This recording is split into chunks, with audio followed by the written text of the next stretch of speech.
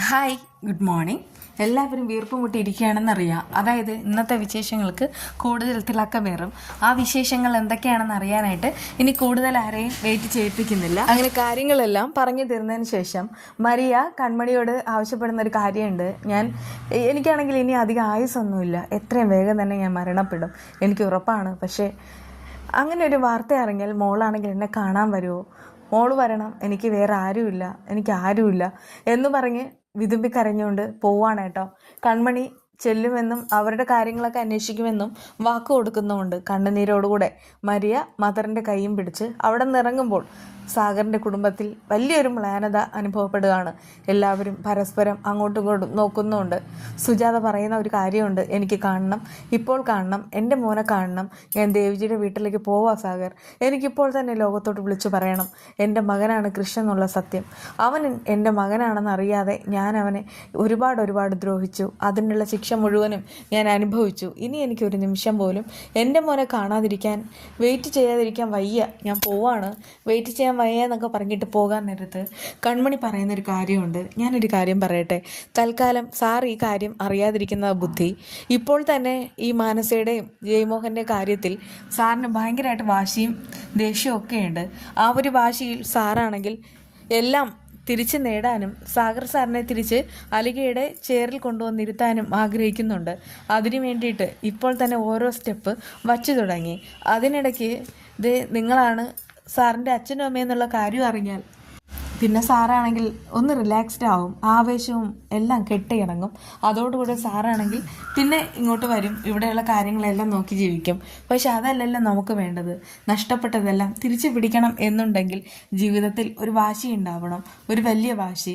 അതിപ്പോൾ സാറിൻ്റെ മുന്നിൽ വന്നു കഴിഞ്ഞു. ആ ഒരു വാശി നമ്മളായിട്ട് ഇല്ലാതാക്കാൻ പാടില്ല.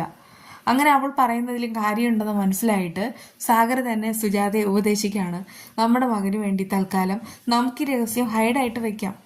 നമ്മുടെ മകനല്ലാതായി തീരുന്നില്ലല്ലോ, അത് അങ്ങനെ തന്നെയുണ്ട്. അവൻ്റെ വിജയത്തിന് വേണ്ടി നമുക്ക് മിണ്ടാതിരിക്കാം, അതല്ലേ നല്ലത്. അപ്പോഴേക്കും സുജാത പറയുന്നുണ്ട്, പറ്റില്ല, എനിക്ക് അവനെ കാണണം, പ്ലീസ്, എനിക്ക് കണ്ടേ തീരൂ. ഞാൻ പറഞ്ഞല്ലോ നമുക്ക് പോകാം, പക്ഷേ അവൻ്റെ വിജയത്തിന് നമ്മൾ ഒരിക്കലും ഒരു തടസ്സമായിട്ട് മാറാൻ പാടില്ല. കൺമണിയും വന്നിട്ട് ആശ്വസിപ്പിക്കുകയാണ്, ഒരിക്കലും ക്രിസ് സാറും നിങ്ങൾ തമ്മിൽ വലിയ അകലമൊന്നും ഉണ്ടാവില്ല. സാറിൻ്റെ മനസ്സിൽ നിങ്ങൾ തന്നെയാണ് ഇപ്പോഴും അച്ഛനും അമ്മയും. അതുകൊണ്ടൊക്കെ സത്യങ്ങൾ പിന്നീട് അറിയുമ്പോൾ കൂടുതൽ സന്തോഷരാവത്തേ ഉള്ളൂ. അതുകൊണ്ട് ധൈര്യമായിട്ടിരിക്കുക. അങ്ങനെ എല്ലാവരും കൂടെ ഉപദേശിക്കുമ്പോൾ പിന്നെ സുജാതയ്ക്ക് വേറെ നോക്കേണ്ട കാര്യമില്ല. എന്നാലും അവർക്ക് അവിടെ നിന്ന് മറുപടി പറയാൻ കഴിയാത്തതുകൊണ്ട് അകത്ത് കയറി ഓടുകയാണ്. കൺമണിയാണെങ്കിൽ അവിടെ നിന്ന് നേരെ വീട്ടിലേക്ക് പോവുകയാണ് കേട്ടോ. അങ്ങനെ അവിടെ ഒരു വല്ലാത്തൊരു മൂകതയാണ്. എല്ലാവരും സങ്കടപ്പെട്ട് അവിടെ ആയിട്ടിരിക്കുകയാണ്.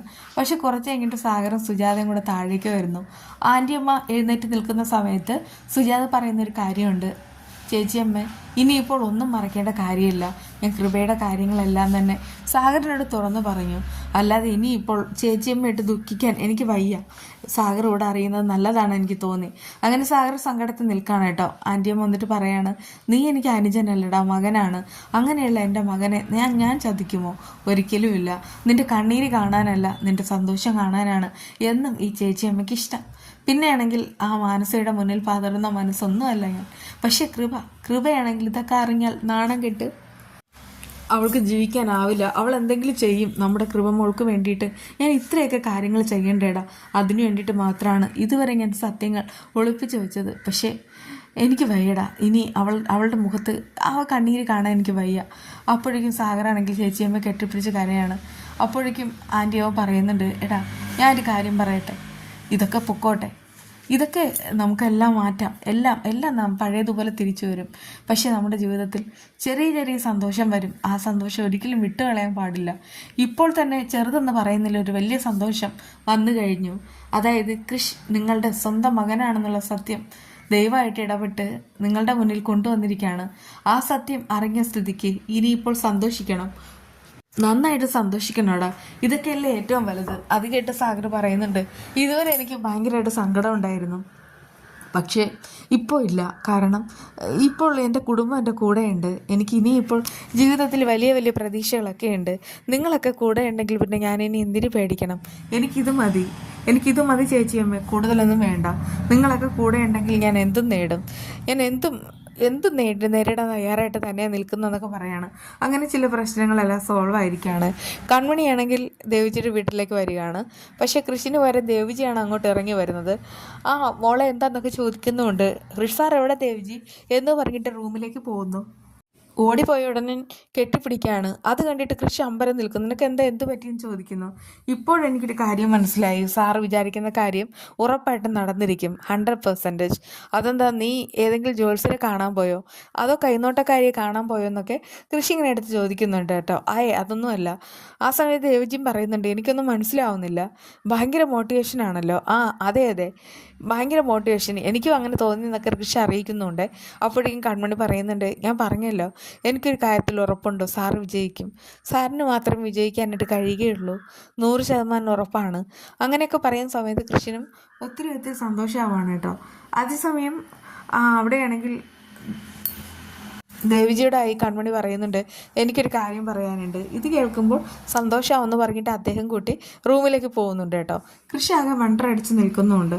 കുറേ കഴിയുന്ന സമയത്ത് കോളിംഗ് ബെല്ലിൻ്റെ ശബ്ദം കേൾക്കുന്നു. എന്നാൽ അകത്തേക്ക് വരുന്നത് സുജാതയാണ്. സുജാതയെ കണ്ടിട്ട് കൃഷിയാണെങ്കിൽ ഭയങ്കരമായിട്ട് ഷോക്കാവാണ്. വളരെ സന്തോഷത്തിൽ ചിരിക്കുന്നുണ്ട്. സുജാതയുടെ മുഖത്ത് നോക്കി ചിരിക്കാൻ വരികയാണ്. എന്നിട്ട് സുജാത അകത്തേക്ക് വരുന്ന സമയത്ത് പക്ഷേ കൃഷിയാണെങ്കിൽ ആ ചിരിയെല്ലാം അടക്കി പിടിച്ച് നിൽക്കുന്നുമുണ്ട്. അപ്പോഴേക്കും സുജാതയാണെങ്കിൽ ചോദിക്കുന്നുണ്ട്, ദേവിജി സാർ എവിടെ നിന്ന്. അപ്പോഴേക്കും കൺമണി അങ്ങോട്ട് വരികയാണ്. ദേവിജി സാർ അവിടെ ഉണ്ടെന്നൊക്കെ അറിയിക്കുന്നുമുണ്ട്. ഞാൻ ദേവിജി സാറിനെ കാണാനാണ് വന്നത്, എനിക്ക് ചില കാര്യങ്ങൾ സംസാരിക്കാനുണ്ട്. അപ്പോഴേക്കും ദേവിജി എന്താ സുജാത എന്നൊക്കെ ചോദിക്കുന്നുണ്ട്. അതൊക്കെ പറയാം, ഇവിടെ എല്ലാവർക്കും സുഖം തന്നെയല്ലേ എന്നൊക്കെ ഇങ്ങനെ കൃഷിൻ്റെ മുഖത്തേക്ക് നോക്കുന്നുണ്ടെങ്കിലും കൃഷിനെ ഉദ്ദേശിച്ചിട്ടാണ് ചോദിക്കുന്നത്. സുഖം തന്നെ അമ്മയെന്ന് കൺമണി തന്നെ പറയുന്നുമുണ്ട്. ആ സമയത്ത് അവർ പറയുകയാണ്, എനിക്ക് ഭയങ്കര തലവേദന, ഒരു കോഫി ഇടണം, ഞാനന്ന് അടുക്കളയിലേക്ക് പോയിട്ട് വരാം എന്ന് പറഞ്ഞിട്ട് നേരെ കിച്ചണിലേക്ക് പോവുകയാണ്. ആ സമയത്ത് കൺമണിയും കൂടെ തന്നെ പോകുന്നു. അമ്മ വന്ന ആ ഒരു സന്തോഷം കൃഷിൻ്റെ മനസ്സിലുണ്ട്. ഇപ്പോഴും അമ്മ തന്നെ സ്നേഹിക്കുന്നു എന്നുള്ള കാര്യം കൃഷിന് 100% ഉറപ്പായിരിക്കുകയാണ്. എന്നാൽ കൺമണി സുജാതയോട് പറയുന്നൊരു കാര്യമുണ്ട്, അമ്മ അങ്ങോട്ട് മാറി നിൽക്ക്, ഞാൻ തന്നെ അമ്മയ്ക്ക് കോഫി ഇട്ട് തരാം. ആ സമയത്ത് അവൾ പൊടിയിടുകയാണ്. കോഫിപ്പൊടി ഇടാൻ നേരത്ത് സുജാത പറയുന്നുണ്ട്, അതെ ഇത്രയും കോഫിപ്പൊടി പോരാ, നിറയെ കോഫിപ്പൊടി ഇടണം, അതാണ് അവനിഷ്ടം, അവന് നിറയെ കോഫിപ്പൊടി ഇല്ലാതെ കോഫി കുടിക്കില്ല. കൃഷിനെ ഉദ്ദേശിച്ചിട്ടാണ് പറയുന്നത്. പക്ഷെ അത് കൃഷി പുറത്തുനിന്ന് കേൾക്കുന്നുണ്ട് കേട്ടോ. എന്തായാലും കൃഷി ആകെ അമ്പരം നിൽക്കുകയാണ്. ഇനിയും മധുരമായ വിശേഷങ്ങൾ ഇനി ഉണ്ടാവും കേട്ടോ. പിന്നെ ഇതിൽ കൊടുത്തിട്ടുള്ളത് ഇന്നത്തെ മക്കൾക്കുള്ള ലഞ്ച് ബോക്സാണ്.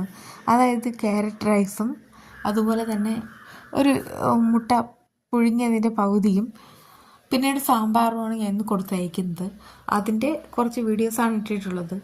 എന്തായാലും വീണ്ടും കാണാം. ബൈ.